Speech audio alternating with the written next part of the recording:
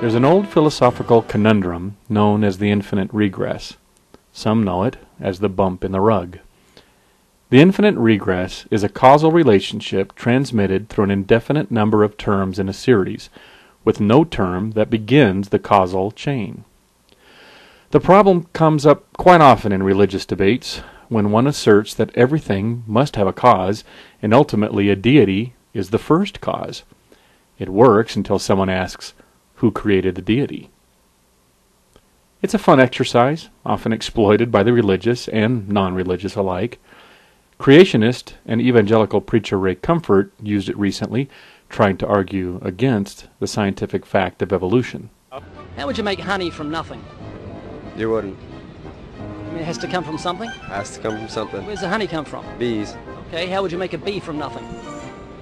You wouldn't. You wouldn't? No. But that's what you're telling me with atheism, that the bee came from nothing.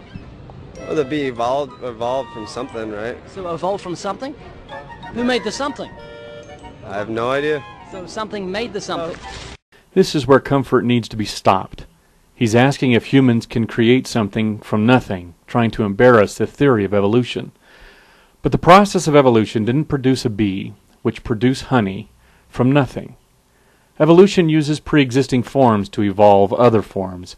Comfort deceitfully tries to push the unsuspecting victim of his charade back to the Big Bang, to get them to admit that they believe something can come from nothing.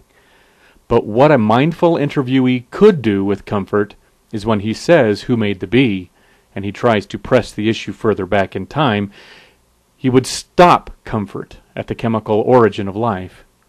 Comfort needs to be asked if a combination of chemicals can make something. He must admit that they can.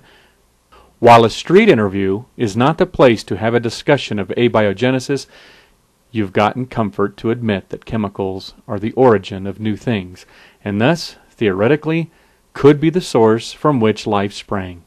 From there, evolution can take over and end up producing a bee, which would, in turn, produce the honey he so desperately needs. The Bible says God brought forth land creatures out of the earth itself, Genesis 1:24.